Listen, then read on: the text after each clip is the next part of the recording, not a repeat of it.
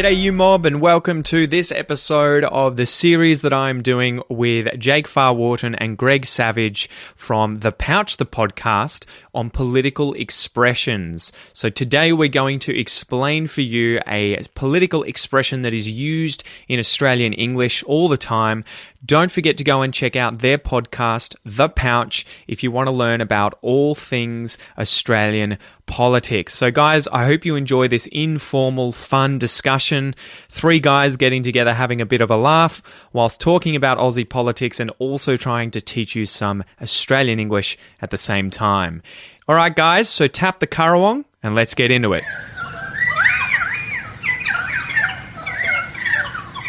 Far out. All right, next one, pub test. Does it pass like this one, the pub test? You like this one? Yeah, well, so the pub test is basically how does a political, from a political perspective, this is what a pub test means, is how does a political strategy or an action taken by a politician sound if two people were at a pub just having a conversation about it? So, For example, we had an MP recently, a Minister for Parliament recently. He decided that he was going to have a visitor over at his beach house. Now, during the coronavirus lockdown, and he had a visitor at his beach house. Now, that is something that doesn't pass the pub test. So, for example, if I'm with my mate and I go, oh, no, I think it's all right that old mate down the road decided that he was going to have a couple of mates over to his place, I think that because he's an MP that that's okay. But just saying that out loud doesn't or the NRL players, for example, I think it's okay that they went and shot rifles and had a big party on wherever they went and rode motorbikes all weekend. It just doesn't sound good when I talk about it. So it doesn't pass the pub test. If I'm with a mate down at the pub and I'm talking about a particular strategy or a particular happening is that sound to the average person? Is that sort of like with the NRL wanting to sort of go back into full swing and have games, and yet we can't get into groups of more than two in public? That doesn't really pass the pub test. Yeah, I mean that's exactly that type of that's the correct use of that term.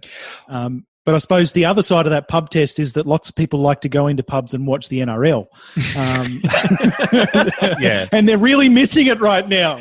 So the pub test is, how can I get NRL back as quickly as possible without looking like a smug douche?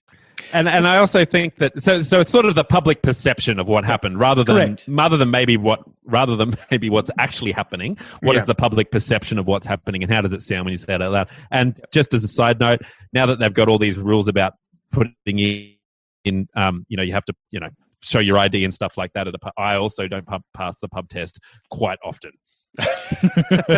What do you think it is with Australian politicians and their informality, using these kinds of expressions, ramping up the amount of slang that they use, referring to people they meet as mate, getting rid of all that? Because I think, the average Brit or the average American would probably pass out if they, understood how informal our politics is. Why do you think that that's such a thing in Australia? Well, the UK have the House of Lords, which is literally a House of Parliament made up of lords, titled land holders who get this position of hereditary power in their parliament. Although it is diminishing, admittedly, and has been over years as more seats have opened up.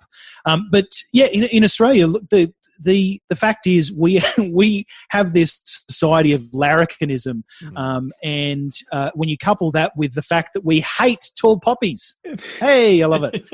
When you like, is that your book, or is that yeah. So I got this book recently talking about larrikins and the origin. Sorry for anyone who can't actually see this currently. Anyway, keep going, Jake. Sorry. Let's see how many books I can mention that you've got behind you. Thornbirds. Yeah, very nice, love it. Good reference. So we have this thing where we don't like tall poppies. We don't like people who are better than us and also act like they are better than us. It's fine if they are better than us and act like it. Exactly. If they act like they are just one of the general public, that they're able to have a beer at the local pub, with the tradies, the tradespeople, if they're able to show up at the local Centrelink in their wife beater singlet and ask for a handout of money. We want somebody who's going to be applicable and appropriate in every situation. And a great example would be Bob Hawke, right? Who used to do pints in 2 seconds of beer, just smash them and do shoeys. Them down. I think at like 88 years old or something, he was doing a shoey, a shoe full of beer and just drinking. That's how he came into the world. An absolute larrikin.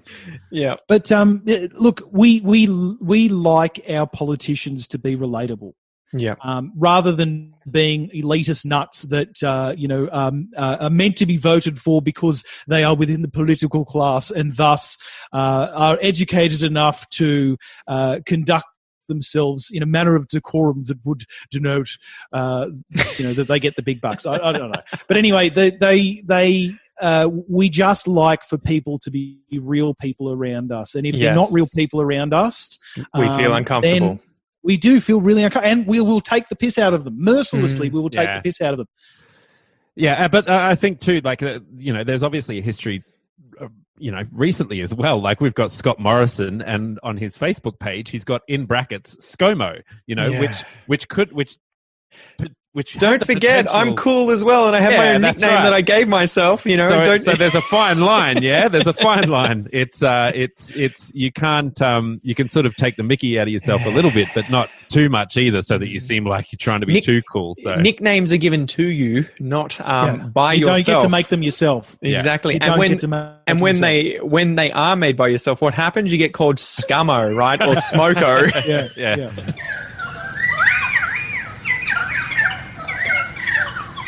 Thanks for joining me today, guys. I hope you enjoyed this episode. I hope you learnt a little something new, and I hope that you improved your listening comprehension, as I know that sometimes it's difficult to listen to 3 native speakers all talking over the top of each other about a certain, topic in conversation, but that's the whole point of this sort of series. It's to give you exposure to advanced English discussions, chats, everything like that, so that you can work on your listening comprehension whilst also learning about Australia, Australian politics, and some English vocab about politics.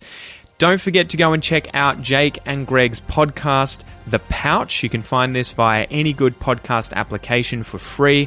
They publish an episode every weekend about Australian politics. Anyway, until next time, guys, I hope you have a killer week, and I'll see you soon.